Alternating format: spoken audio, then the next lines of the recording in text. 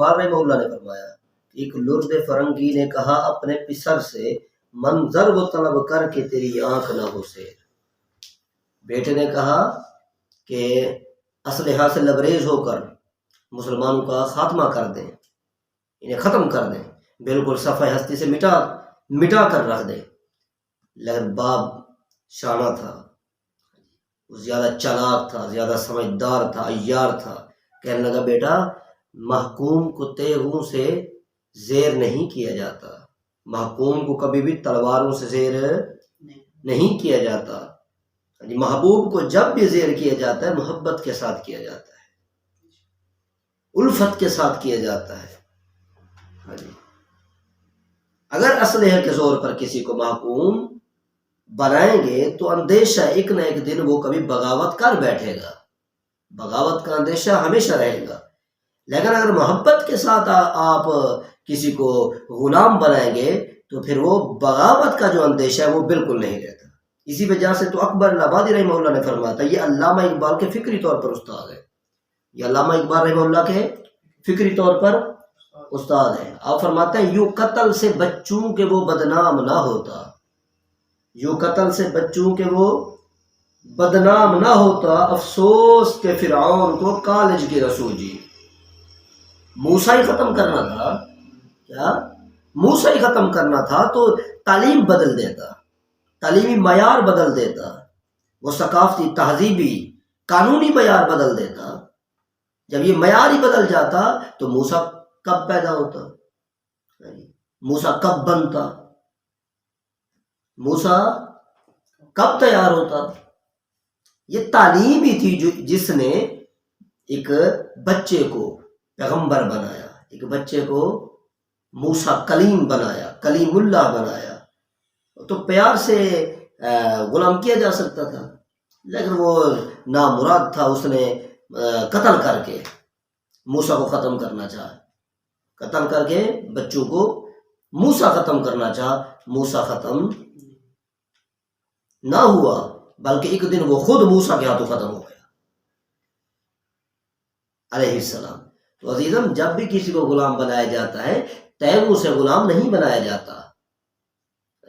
علامہ اقبال رحمہ اللہ جو الفاظ نقل کر رہے ہیں اس انگریز کے، ان کا تقاضا بھی یہی ہے، ان الفاظوں کا، ان جملوں کا، کہ بیٹا اسلحے کی جنگ نہیں لڑنی، ہم نے سرد جنگ لڑنی ہے، انہیں معاشرتی طور پر، ثقافتی طور پر، اقتصادی طور پر غلام بنانا ہے، تعلیمی طور پر، قانونی طور پر انہیں غلام بنانا ہے۔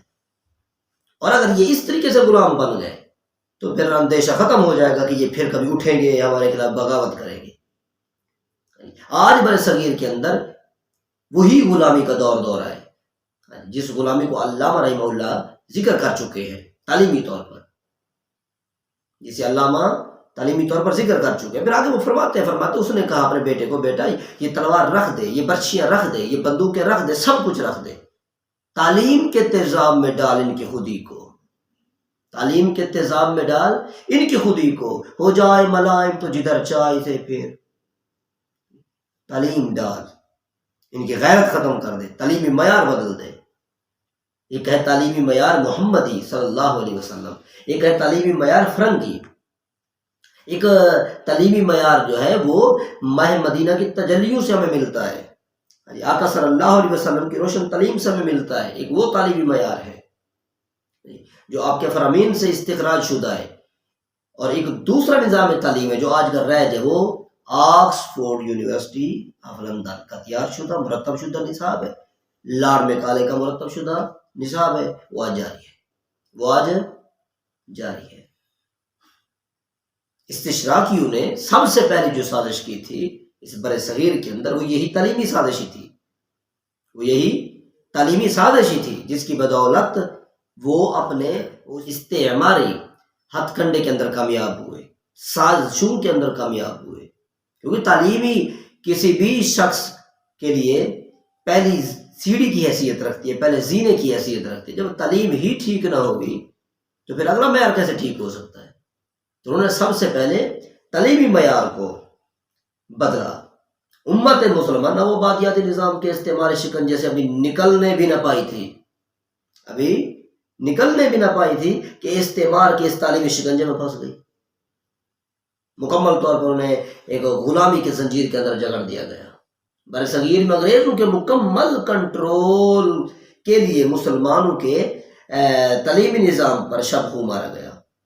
ان کا یہ تعلیمی معیار ہی ختم کر دو، ان کا تعلیمی معیار، دوسرے لفظوں میں ان کا تربیتی معیار ہی ختم کر دو، کیونکہ تعلیم ہی سے تربیت ہوتی ہے. جب تعلیم نہیں رہے گی تو تربیت کیسی رہے گی؟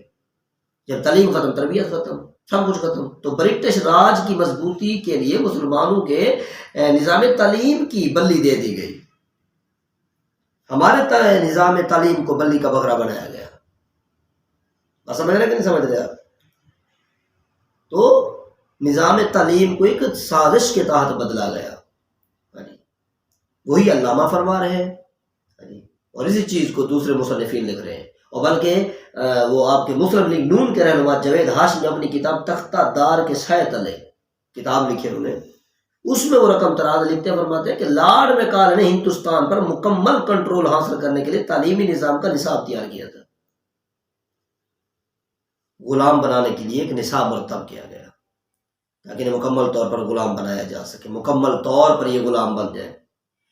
جس کے مقاصد میں لارڈ میکالے نے کہا کہ برٹش راج کی مضبوطی کے لیے مقامی لوگوں کو، یہاں کے مقامی لوگوں کو، باشندوں کو ایک حد تک شامل کرنا ہماری مجبوری ہے، اس لیے کہ انہیں ایک محدود سوچ کی تعلیم دے کر اپنے مقاصد کے لیے استعمال کر سکتے ہیں، اپنے مقاصد کے لیے استعمال کر سکتے ہیں. مزید آگے لکھتے ہیں، وہ کہتے ہیں جی لارڈ میکالے 2 فروری 1835 عیسوی کے اندر برطانوی پارلیمنٹ میں جو تقریر کی وہ مختصر مگر جامع تھی. اس کے اندر اس نے بعض لفظوں کے اندر کہا تھا وضاحت کرتے ہوئے کہ یہاں کے جو لوگ ہیں، ہندوستانی لوگ سانولی رنگت کے لوگ ہیں. کیا ہے جی؟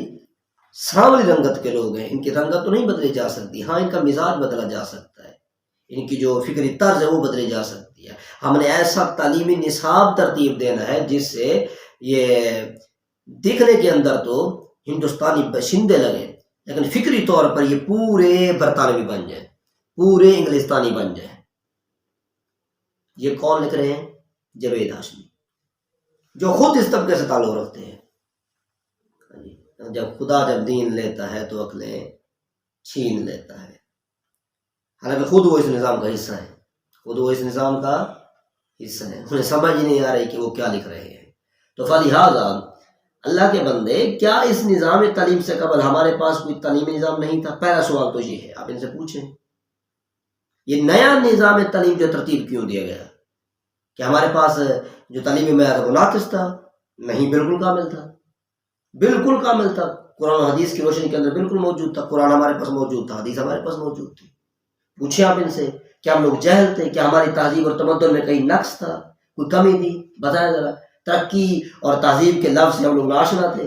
اگر ایسا نہیں اور یقیناً نہیں تو وہ لوگ کون تھے؟ وہ لوگ کون تھے جنہوں نے اپنی چند روز آزائشوں کی خاطر، آسائشوں کی خاطر اپنی قوم کو تو گروی رکھا ہی رکھا.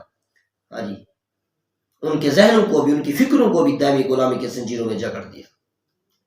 ہم کس تہذیب و تمدن کے مالک ہیں؟ بتائیں، کون سا تمدن ہماری ملک میں ہے؟ کون سی تہذیب ہماری ملک میں ہے؟ کس تہذیب پر ہمارا اختیار ہے؟ بتائیں ذرا. مکمل طور پر ہم کھوکھلے ہو چکے ہیں، ختم ہو چکے ہیں. ہماری علمی عروج کی داستانیں کیسی تھی؟ ہمارے علماء، سائنسدان کو کہا کا مقام کیا تھا؟ کبھی آپ نے پڑھا ہے؟ رو کر گئے علامہ اقبال یہ بتلا کر، بار بار اپنے شعر و شاعری کے اندر ذکر فرماتے ہمارے اسلاف کا. آپ کے اسلاف کیا تھے اور تم کیا ہو؟ آپ نے خود اپنے آپ کو گرا رکھا ہے، خود ختم کر رکھا ہے اپنے آپ کو. سوچتے نہیں ہو، اور سوچو بھی کیسے؟ غلامی نے تمہارے اذہان کو جکڑ رکھا ہے فکری زنجیروں میں. وہ فکری زنجیریں جو برطانیہ سے لیں گے، وہ زنجیریں استعمال ہوئی.